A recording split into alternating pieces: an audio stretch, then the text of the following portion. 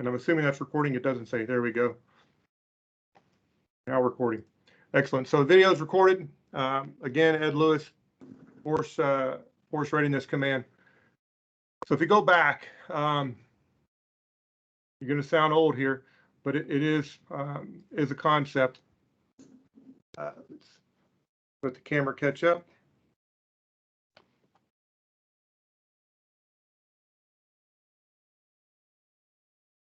There we go.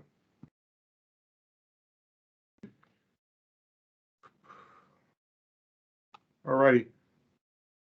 Steve, you can see the picture, correct? We're good. Yes, sir. Okay. Yeah. So when you think military demeanor, you think MK, you think your shipboard ratings. Some of the conversation today generated in the military demeanor program. The military demeanor program followed education program, but this is pretty easy graphic to understand.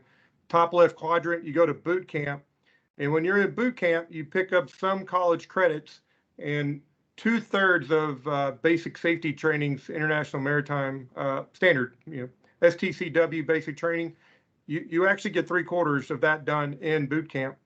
Later on, you go to MKA school, you pick up a new set of college credits. That course as an individual block of instruction is assessed, independent from everything else. And there are more tasks in your STCW requirements checked off, specifically rating forming part of an engineering watch. Go to your ship coming out of MKA school or a small boat station where you end up. You go to MTU school, 3 lower level credits, small cutter damage control, 3 lower level. You go to HVAC, AC&R, 6 lower level credits, and you can see how these credits start to stack. Now you're starting to get a qualified member of an engineering department, QMed endorsement task checked off. So the longer you're in the system, the more task you get. But when you move over to your ship and you look at helm, lookout, EOW, deck watch officer, it's a different kind of task. Those are things not taught in the classroom. They're not brick and mortar. They're in your PQS or WQS. I went to A school for 13 weeks, and when I was throttle qualified on the Coast Guard cutter midget, the old one, it was 18 months before I was qualified. And I would ask you to sit back in your mind and think, were there more tasks for apprentice level work in the A school or the 18-month qualified member, 2 tasks short of being EOW? You couldn't qualify EOW as a 3rd class. And you start thinking, hey, that's meat on the bone. That 18-month learning experience is not included in my personal assessment. And then you throw LAMS in, and you find out LAMS is actually worth upper level credit. So on one side, E4, E5 rolls out with 30 ACE credits, and if you count some CLEB DSSTs, you can get an Associates of Science and Engineering very, very easily. You've got most of the credit you already require. What you don't have, you can CLEP out of DSST, out of Dante's. On the other side, Coast Guard training meets most of your merchant mariner requirements. You may pull a civilian course, and you could end up with a merchant mariner license, qualified member of an engineering department, able-bodied seafarer would be the new term. So there's a path to your merchant mariner license on the other side. Now this is going to give you a headache. This is a lot on one sheet, but when you start looking at what it is, you're going to find it's remarkably easy. We all go to the same recruit training. So the top is basic training. We know which tasks are in basic training. We also know which tasks are in depot. So, hey, we all graduated boot camp. We moved to the right. 6 months time in service. You can make E3 or you get guaranteed E3 coming out. And what you end up with, and I like this specific model because it's aviation. And the text is probably super small, but you don't have to actually read it. Although I'll zoom in on AET just for a minute. So if you pull AET up, you can see the courses, the actual courses of instruction in aviation electronics technician school, 6 months long, when this learning path was built. So you have 3 A schools, One's 6 credits, one's 22. So you have AST, AMT, and AET. AET, 17 credits, 17 college credits. You already got some from boot camp. Go to your A school, you get some more. That's the intent of this learning path. Then you see your line crew, basic air crew, maybe drop master, maybe flight mechanic, depending on which rate or which direction you go. E4, you get some RPQs, EPQs. You put those two together, service-wide, you make E5.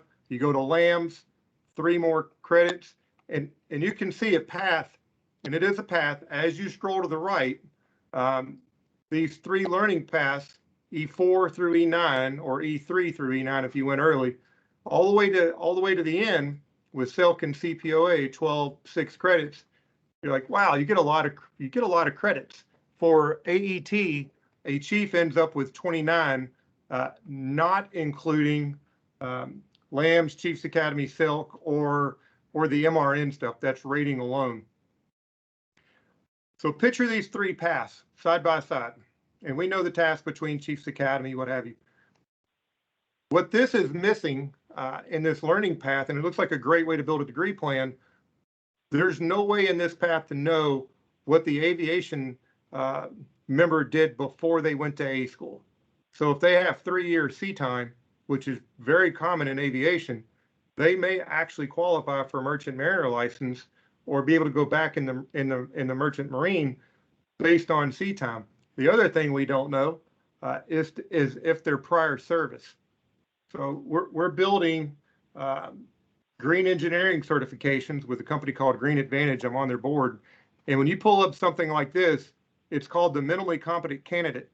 And if you want to think about college degree programs, and this is super important to understand, if you take a BM2 and you take their advancement requirements and you assess that to a college degree, independent of the rest of their record, you're taking a minimally competent candidate and assessing the degree.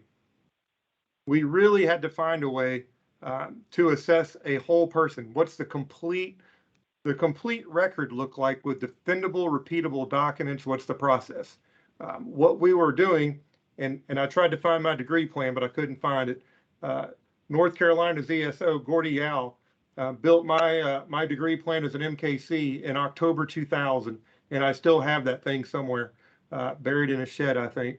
But that plan, that MKC plan, did not include any of the, at that point, 3 cutters I had been on or either station.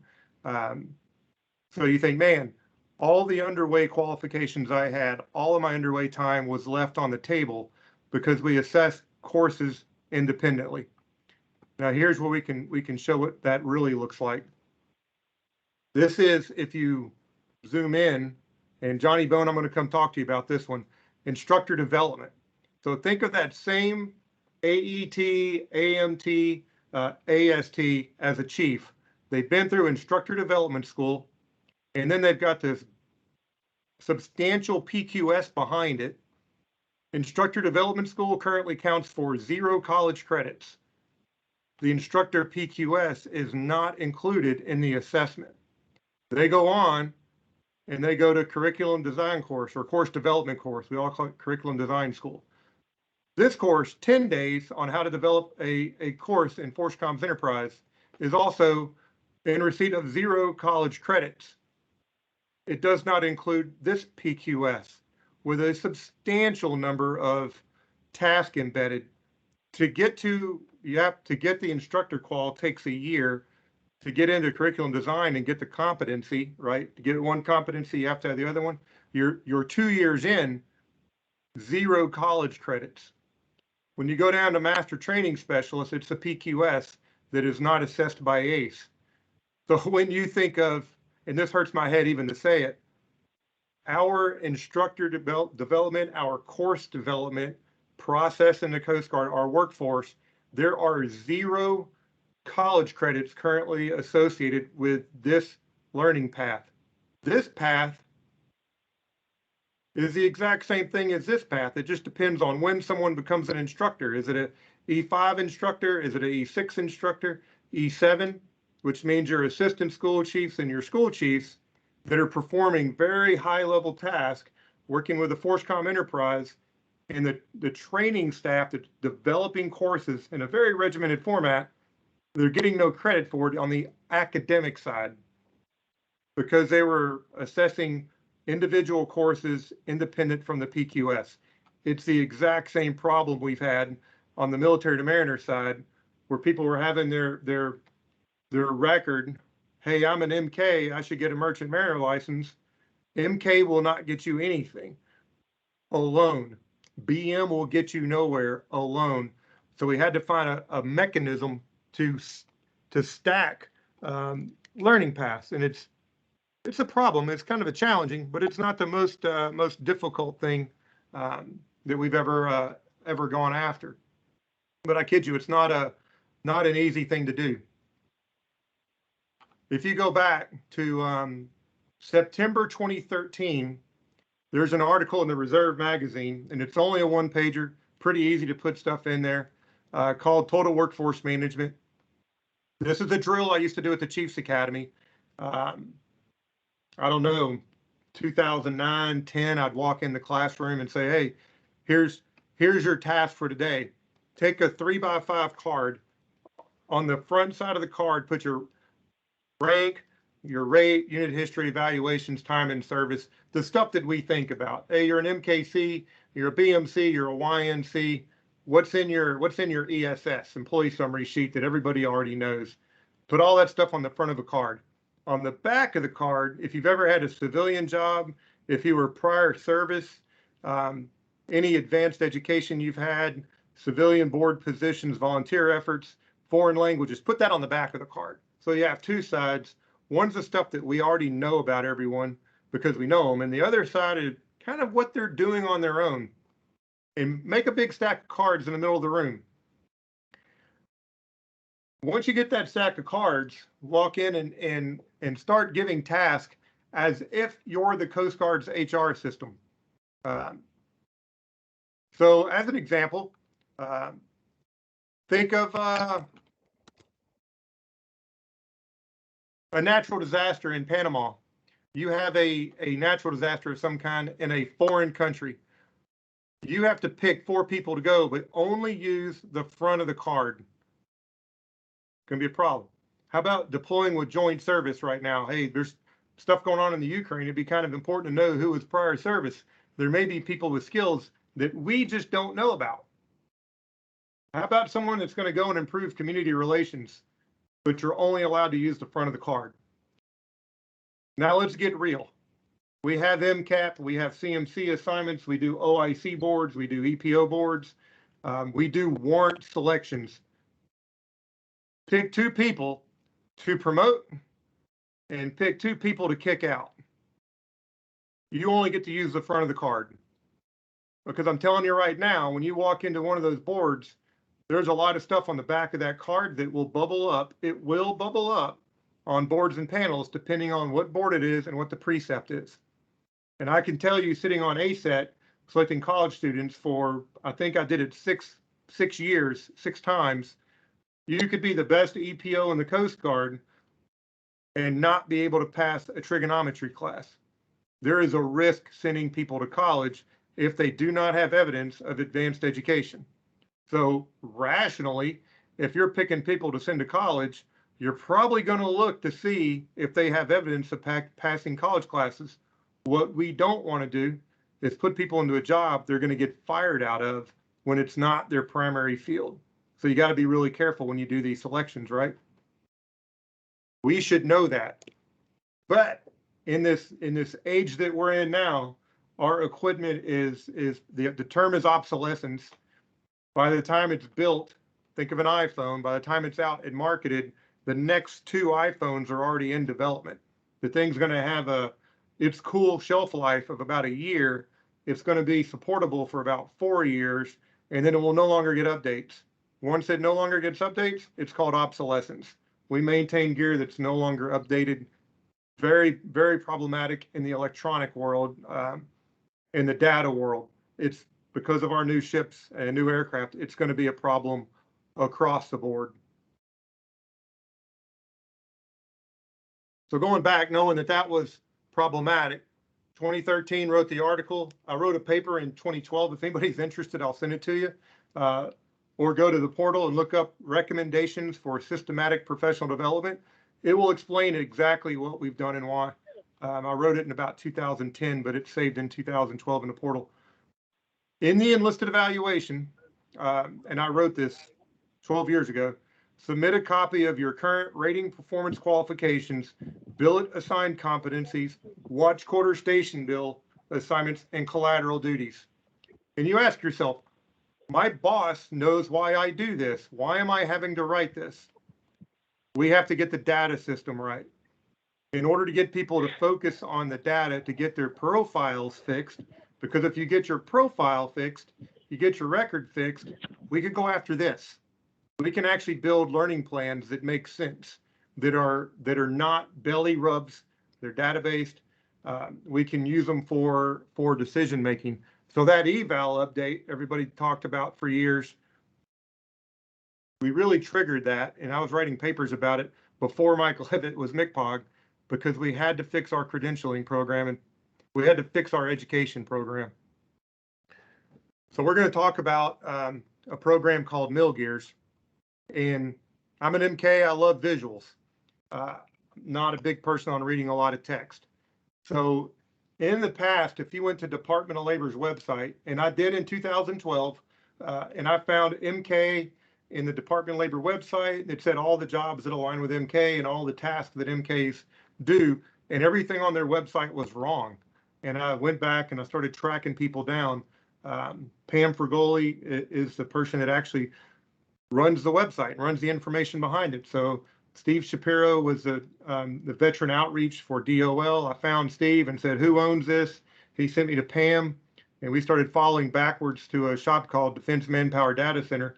And yeah, the information for our ratings in the Department of Labor's official veteran website was wrong. And I'm like, wow, how did this happen? They were not getting timely updates. Like, our veterans are challenged to get jobs in the future because no one understands what they do. The things on a website are wrong. There was a connection from DMDC to Department of Labor. That's not enough. So we got back and we fixed that. And this conversation started, and Keith Boring's on the phone. I'm not going to ask him to jump on yet. And we may leave you alone, Keith. We'll see how this shakes out. There's a tool called Navy Career Decision Support Tool. It pulls Department of Labor information and their credentialing programs across the board, all cool programs, information together, along with Department of Labor's education information. So you can pull degree plans. That's the career decision tool. On the other side, employee summary sheet, OMPF, you might have heard about that recently, moving out of direct access into something you can read on your cell phone, and we can use for boards and panels. That's OMPF. The Army's been using it. We got briefed on it in 2006, 2007, and we've been pushing for it for a while. OMPF is coming out this year. And then a joint service transcript. You can upload your joint service transcript directly into MilGears. I'm going to show a couple of ESSs. I don't recommend doing ESS, but you can do a joint service transcript directly into MilGears.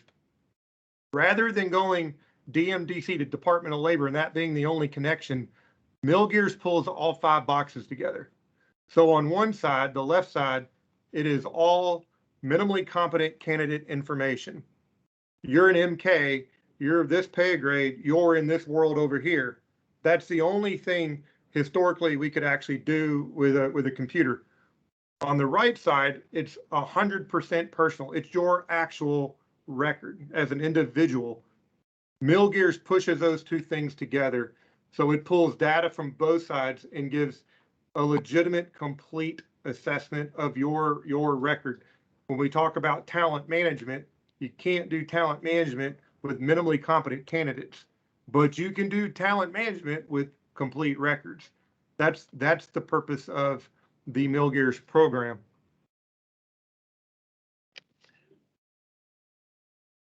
So the computer may run a little slow. It is a Coast Guard computer, so let's see. I'm opening up internet. I'm just going to go to Google because I want to show you how to get there without having to do separate videos.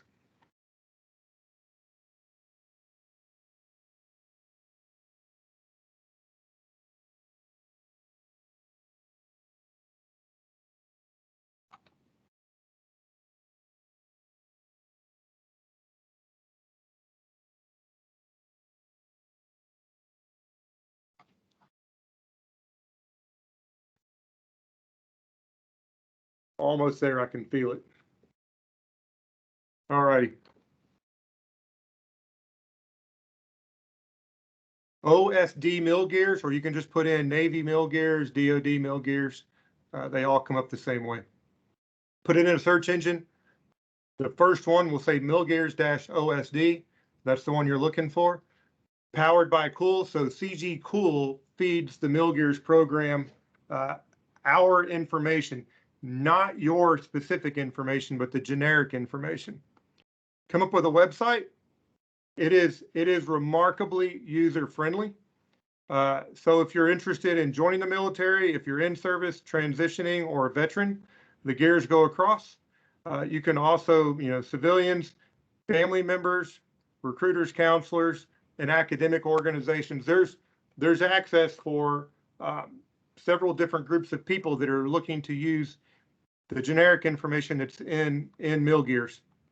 Again, and we can't stress this piece enough, there's no PII in here. There's no information about individuals. And the only way you can get it in is if you add it, and then it will not save your information. You have to save it to a computer.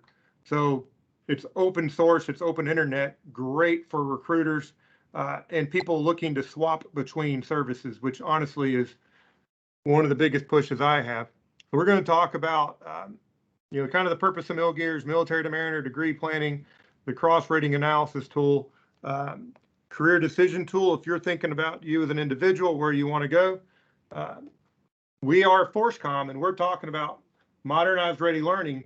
To do an agile training program, you have to have an assessment that does an analysis of an individual. MilGears will be the analysis tool for us to do individual assessments. So if you wanted to lateral into a different service or lateral into the Coast Guard in a different rating, we could get there relatively easy. So if you go to Quick Explorer and roll down, you can search military occupation, cyber, look at credentials, career goals. This comes out of Department of Labor. You can look at interest. So if you're looking for something new to do or looking for more information, there's pathways to get there. But we're going to go to military occupation. I'm going to stick with something we're not familiar with, electrician in the Navy. And as we go through, you'll see why I'm picking Navy right now and then Coast Guard in a bit. So ladders are basically learning paths that are very, very well built. So we'll put in a ladder. This is very similar to the career guides that Jason Wong and the PRTF just put out. So you can see with those career guides, when they mature, they're going to look something like this. So Navy's E6 electrician credentials, and this is a minimally competent candidate. You'll see E5, E4 on the left where they pop for electrician. If the little pepper turns red, that means it's hot. That job is growing. This one's E6. So the E6 knows, hey, I'm here, but hey, go down one more. There's a red pepper, certified safety professional, but it's E7.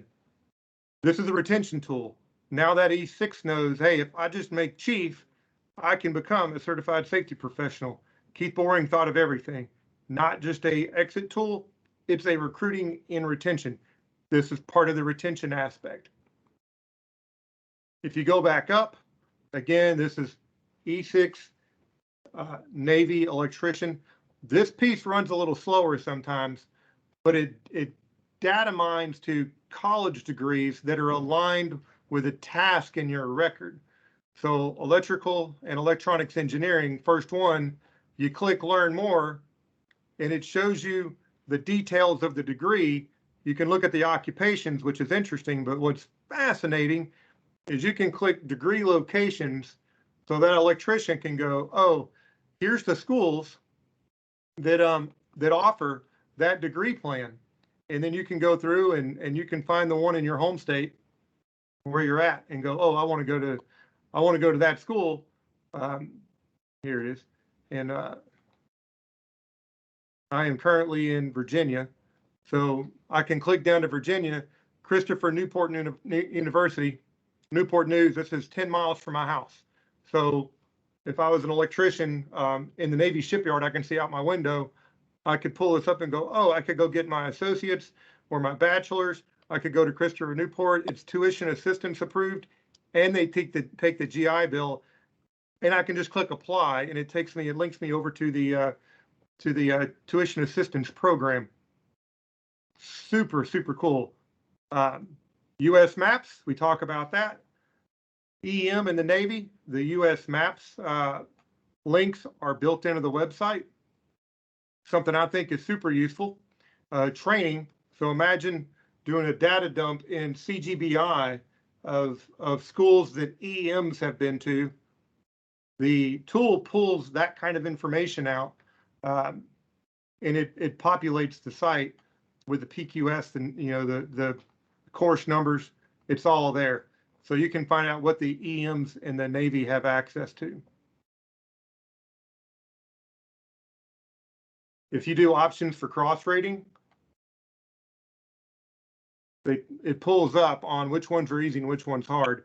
So, and this would never happen with electrician in the Navy because of the workload. But let's say the Navy wanted to phase out 5,000 electrician billets. We had 5,000 high quality people, but their job is going away. Hey, we can look over and see what ratings those EMs can easily transition to because they don't have a lot of gaps.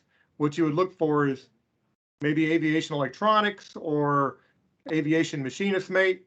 Find one that's easy, and instead of kicking them out or taking a stripe away, say, hey, your career field shrinking, but we can retrain you into a growing career field. We can do an agile assessment, and we can get you there faster without losing time in service and without losing stripes. We'll just walk you across the street. They're already in the Navy, easy day. It's a pretty useful tool. From a management standpoint, this is as an RF&C, the kind of stuff that we talked about all the time. Not necessarily changing our ratings over, but more importantly, like when we bring these new ships online, how are we going to get the crews up to speed and upskill them so they're ready for the new ships without a 10-year lag? Or how do we bring people from one rating to another, advancing them ahead, not behind? So this is the same electrician, and we're gonna say they're a married E6 with dependents with 10 years in. And you can go down and see your ASVAB and all your requirements. Work activities are on the left, benefits, that's all great. But what you need to know as an E6 is you make $77,000 a year, and if you made chief, you'd get $84,000 a year. So while you're thinking about getting out, let's talk about what your benefits package really is. One advancement, hey, here you go, $7 grand, walk out the door, this is cash money. You could jump out, you're gonna lose some benefits. You may wanna do that, and the person may wanna get out. I have no problem, that's their decision. What I have a problem with is when they walk out the door and they have bad information, or somebody gives them bad information because they didn't do their homework. This is a mechanism. We can give people really good information about their potential and where they really are. So that's the basic tool. One more that I'm going to show, and this is a fun one to play with, Navy Career Decision Tool. And if you go back to 2015, this is the tool I asked Keith Boring to build, and it started out Blueprint to Mariner, and then it became Turbo Sailor, then it became MilGears, and I know it's going to have another iteration coming up at some point because it's a great tool. So Navy Career Decision Support Tool, compare ratings. And what I want to do is take that same maintain consistency electrician, EM in the Navy, and I just want to compare ratings. And I'm not going to go through and pick and choose any. You can do 5 at a time. So top 5 ratings, randomly selected, and I want to do a comparison. So you get work activities, training courses, NECs, credentials, apprenticeship, ONET occupations. So it's doing an analysis in the database of those learning paths. In addition, it's pulling in Department of Labor job information, credentialing information, the cool information from all the services, and it brings in degree information from Department of Education. So here's the thing that I personally find frightening. We're doing an enlisted workforce technical review right now.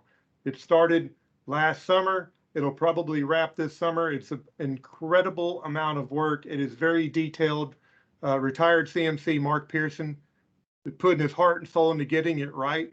And when they finish that analysis, it will have roughly the same information that I just produced in MilGears in 60 seconds.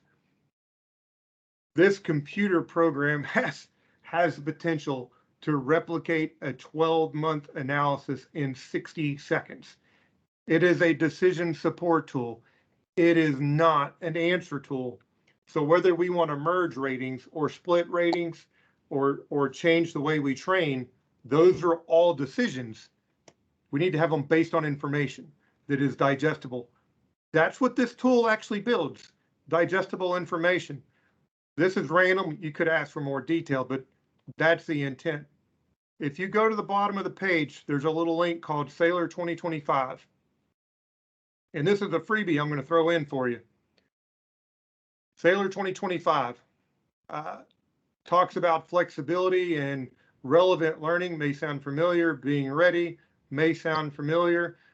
Agile, talented 21st workforce, career readiness, meritorious advancements, improving the performance evaluation system, targeted reentry, i.e. Navy has direct hire authority for up to E7 and 06 like the rest of the OD. If this sounds familiar, it should. It's the exact same thing as the Mission Ready Total Workforce in the Coast Guard. We have a similar program to Sailor 2025. It's no wonder that this document is on the MilGears site, because you cannot execute the intent of Sailor 2025 without a database solution that pulls information in for decision making. Agility takes knowledge and true talent management, not minimally competent candidate information, but whole person assessment information.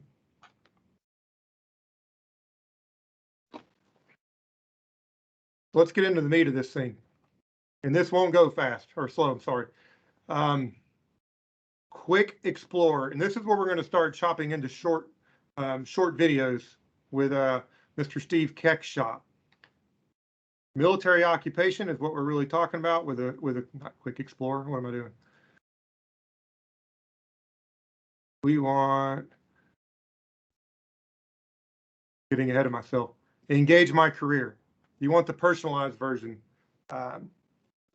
Engage my career is where you load your record, and I'm going to go through this fast because I want you to see the outcome. You can do it new, or you can do it returning. I'm going to drop returning and then show you the documents. So the first one is my actual record.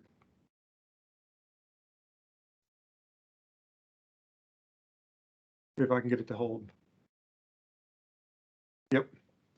When you come back, it's hard to see it, but there's this little thing right here that says password. You have to save the files to your computer, and they're password protected. You only put the password in once, so don't forget your password and don't forget to click it. I do that from time to time. What you'll see when you go in, and I'll back up so you see all the pieces. I don't want to load this because it's really boring.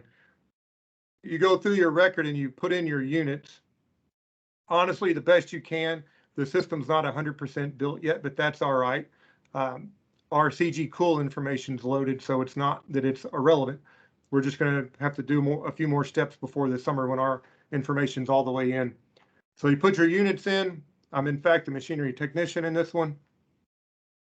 You put in your courses, and this is where you can upload your joint service transcript, and it will actually pull all the information off your JST, so you don't have to load it independently. And you can load your JST and then edit it, which makes it very, very user friendly. If you have post-secondary education, you load in your degrees and the year you got your degrees. Yep, still looks good.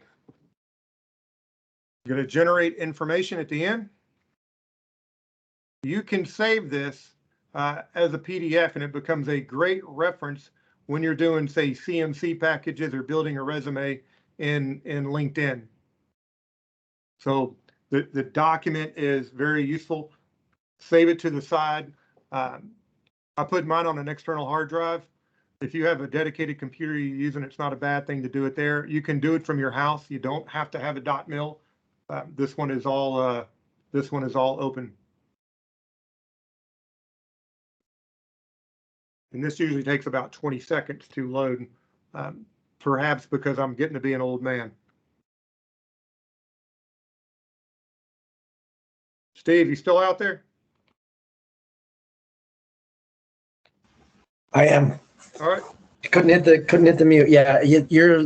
I won't say long in the tooth, but the tooth is getting a little bit longer. That's why it's still spinning. Yeah. Yeah. I'm enjoying just being here, buddy.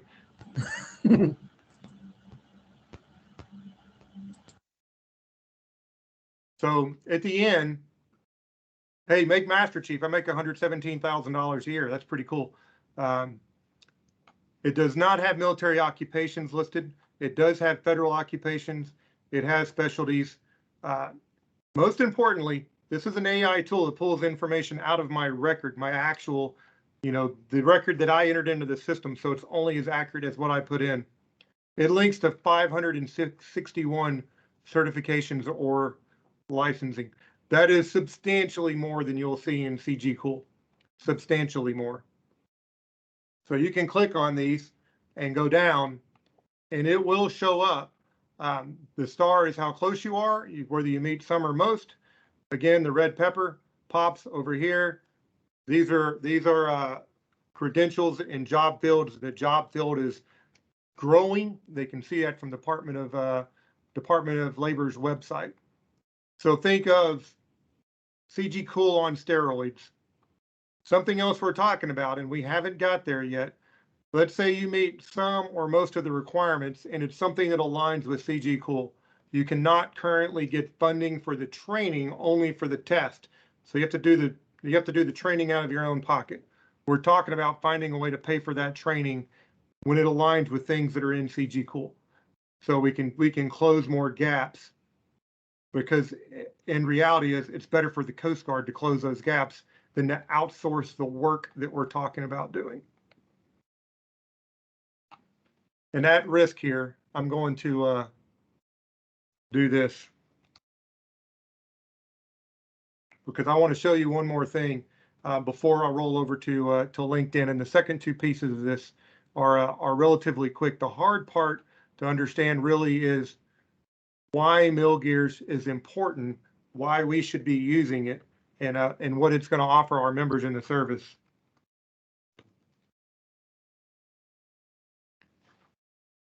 So I'm going to go through and change one item in my personal assessment, and I want you to see the outcome difference because it's going to get into challenges the Coast Guard has with workforce management. So go back to engage my career. This is the individual assessment. So I am still returning. The only difference is if you were not returning, you don't put everything individually. And I don't know why I had the crazy idea to do this because it took me a while, but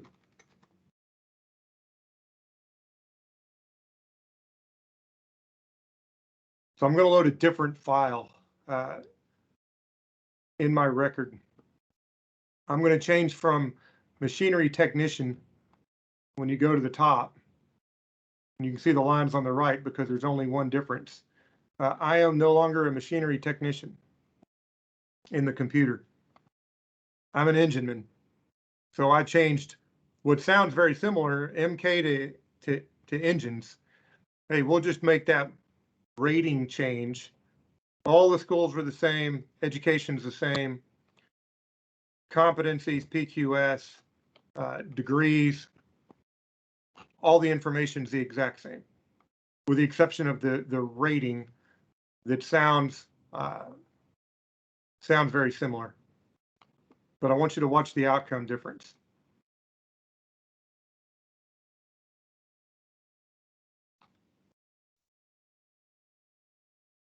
You're right, Steve, I am getting old.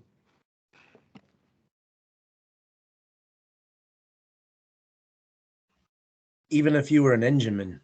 Even if I was an engineman. Yeah, although it thinks I have 27 years in because it didn't count my non-rate time.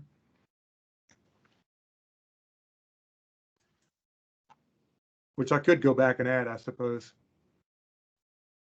You started out as a sail maker, right? Well, we still had a sail loft.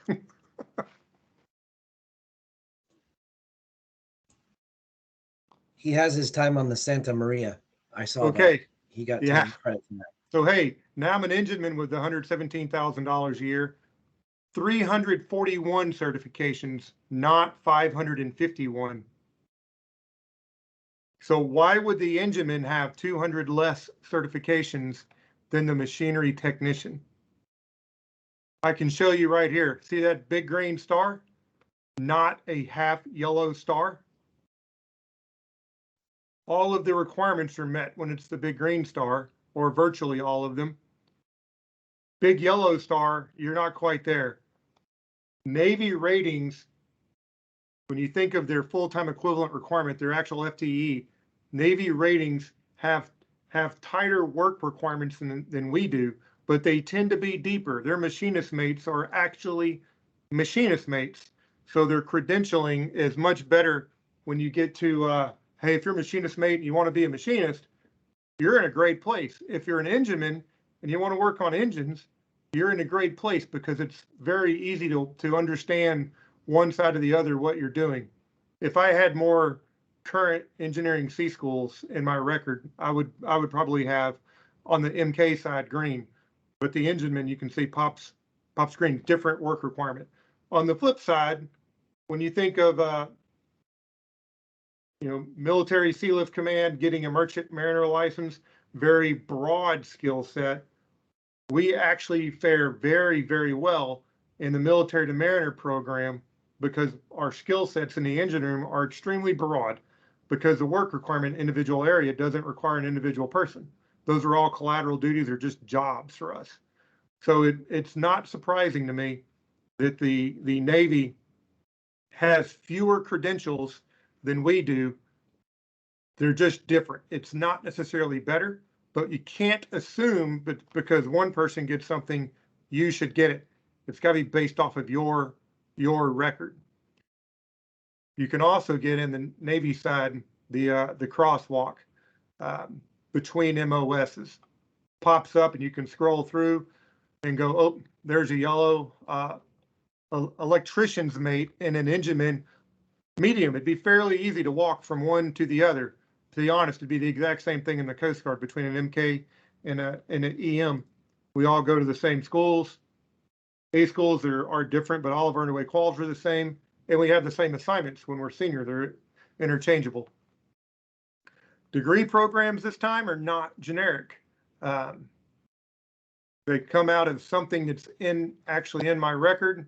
I can go down and go, oh, I've got a master's degree in counseling. Here's counseling. I can pop it open and look over and go, wow, I meet the requirement for this degree, green check mark. I can go to degree locations if I wanted to, go to state. I'm in Virginia, and go, oh, look, James Madison University, I could go get my doctorate.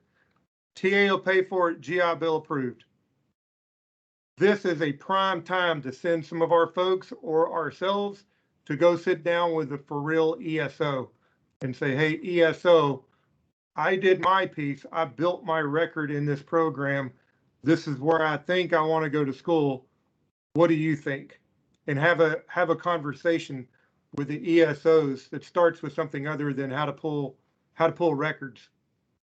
Again, civilian occupation, same kind of information, apprenticeships built into the system.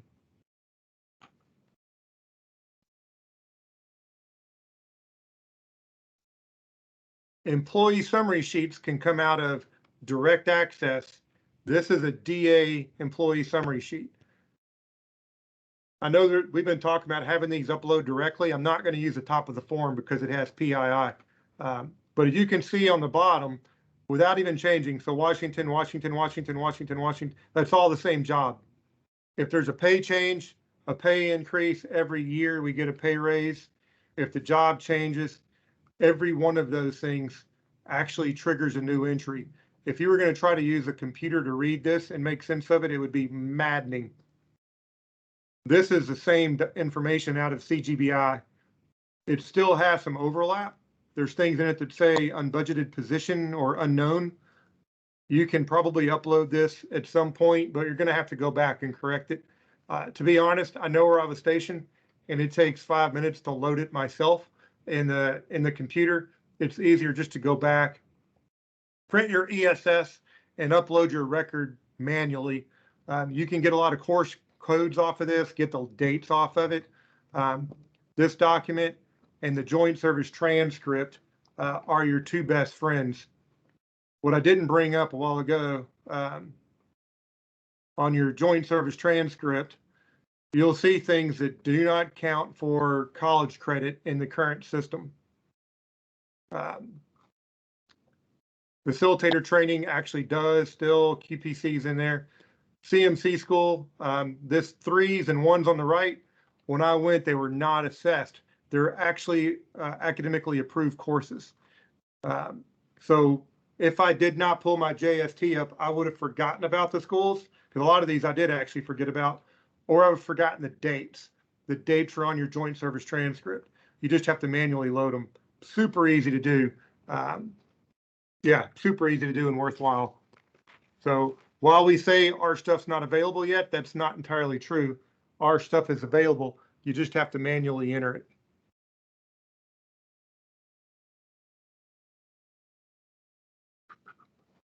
All righty. We're going to try one thing different here.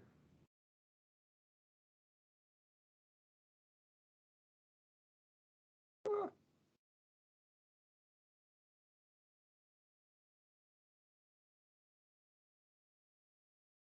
going to share screen.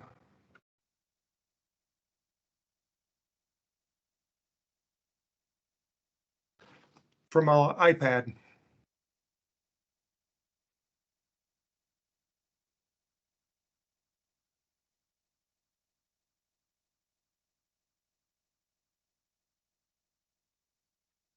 Sweet. So that's MilGears. Take a short break, and we're going to hop over to LinkedIn. I don't know how many people online have a LinkedIn account. If you don't have one, I highly recommend you get a LinkedIn account. If you do not have an online presence in your name, somebody else probably has one in your name for you. This is one way that you can keep a professional, absolutely not Facebook, social media presence. It's 100% public, so people can find you. It's great for networking. That's the whole point. But it doesn't have all the baggage that other social media sites, i.e. Facebook and some of those, they have their own purpose. And I am on both. When you're on LinkedIn, DoD, SkillBridge Community of Practice. When you scroll down, you'll start seeing people that are like Candy Tillman. I was going to bring her page up. People that are actively marketing SkillBridge programs. When we get to the SkillBridge site in a minute, you're going to find out we don't, as a government, cannot market other people's programs. Not one over the other. You can post them, but you can't really market them. They have to do that. You can market the heck out of anything you want on LinkedIn because it's an open site. I do not know Dave Shantz. I've talked to him before, emailed him. I don't know him. When you go to his page, what he does a lot is put out weekly SkillBridge opportunities. So it's, if I can find a a recent one.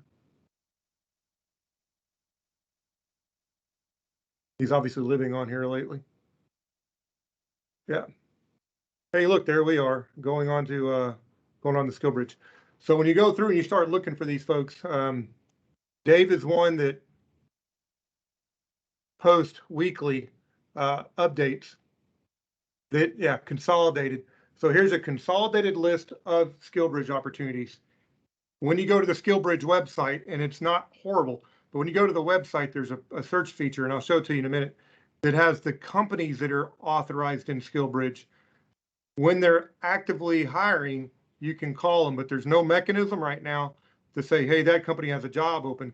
The tool it's valid and it works, but those companies may not be recruiting at any given time. They're approved in the program, and there's a little bit of a nuance difference in there. Hire Our Heroes is a good one. I follow Solid, another person I'm pretty close with. Mike Quinn.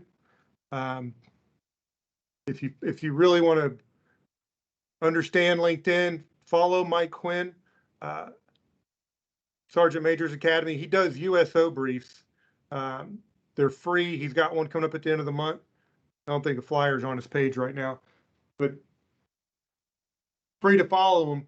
Even if you're not interested in getting out, it's good to understand what the civilian market looks like in our career fields.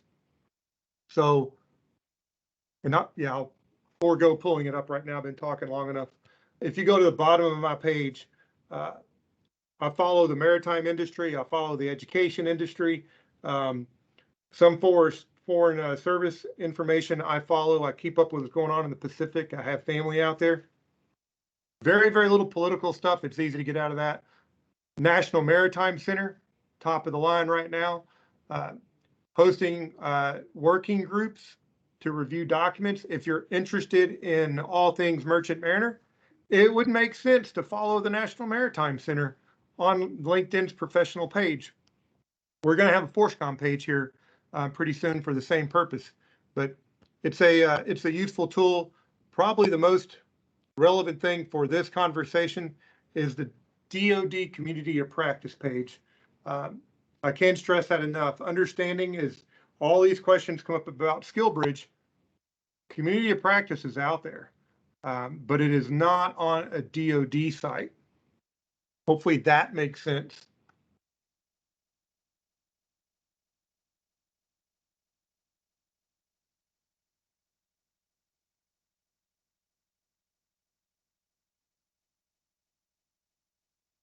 Nearing the end here, and then we're going to have a healthy discussion.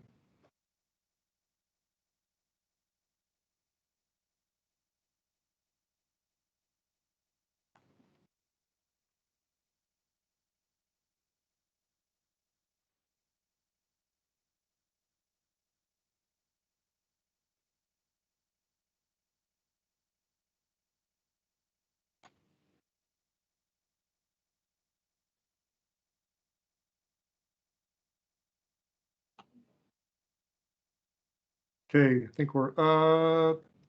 Let me in.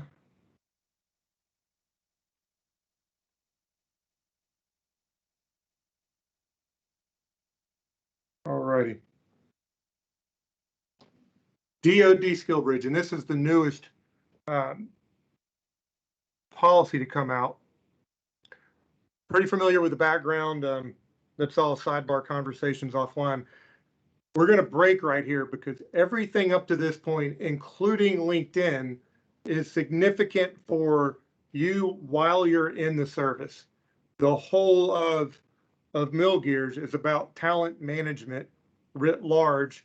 A huge part of that is about the organization understanding talent within our service, doing agile assessments, getting really to specific training that is best suited for the individual, moving people forward in their careers, allowing people to see forward in their career what's available and what they want to go after.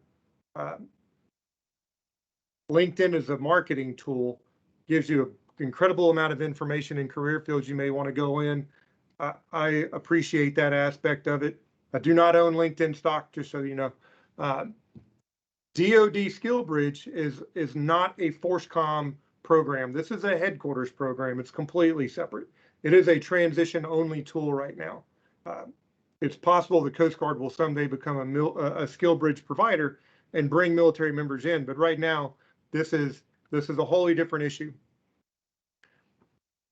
So as you go through military members, super good industry partners, commands, installations, and spouses.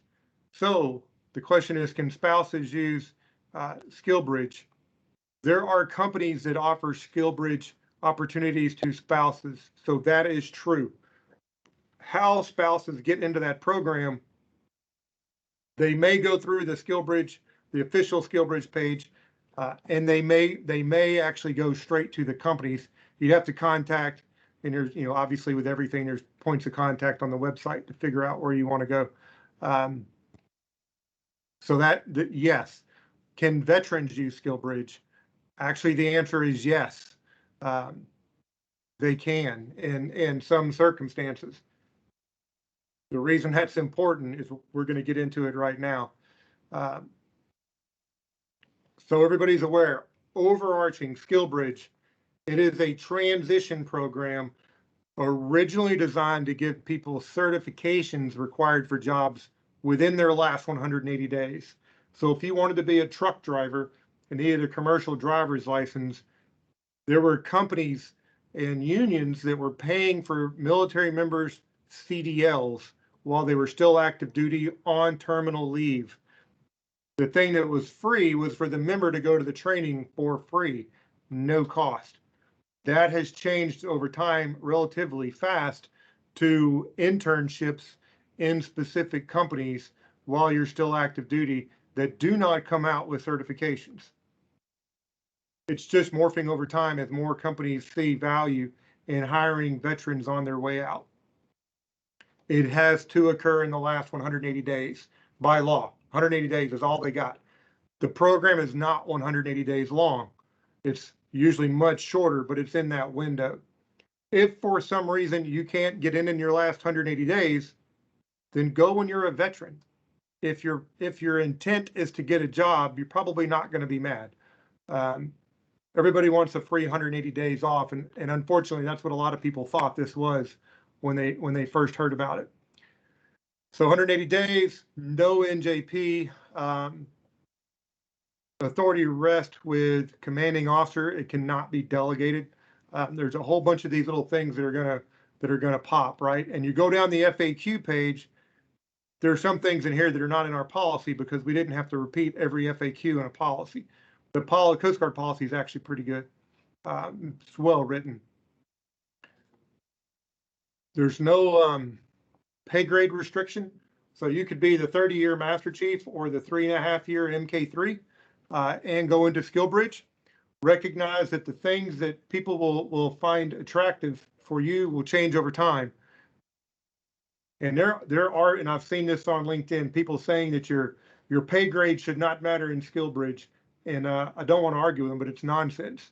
SkillBridge is a job opportunity you have to apply for. You put a resume in, a lot of them you interview for, and they're going to take the person that's most likely to succeed in their company or bring something they need. So there are E5s that will get hired over E9s or O5s because the E5 is bringing the skill set that's necessary. That's the nature of the beast.